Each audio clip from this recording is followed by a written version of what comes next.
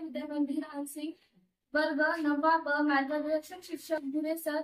मी आज एक वॉटरसायकल बनवली आहे। म्हणजेच वॉटरसायकल म्हणजे पाऊस कसा पडतो याबद्दल मी तुम्हाला माहिती सांगणार आहे। उन्हाळ्यात जास्त पाऊस पडल्यामुळे समुद्राची वाफ वर जाते जास्त ऊन तापल्यामुळे समुद्राची वाफ वर जाते व यालाच इव्हॅपोरेशन म्हणतात। म्हणजेच बाष्पीभवन होते व पाण्याची वाफ वर जाते आणि त्या वाफेची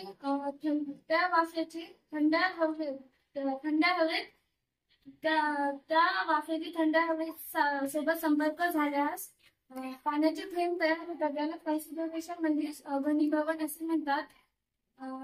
त्यानंतर ढग तयार होतात। हे ढग जड झाल्यावर पाऊस पडतो। यालाच पाऊस असे म्हणतात। जर पाऊस पडतो आणि समुद्रात पाणी पडल्यावर त्यालाच कनेक्शन असे म्हणतात।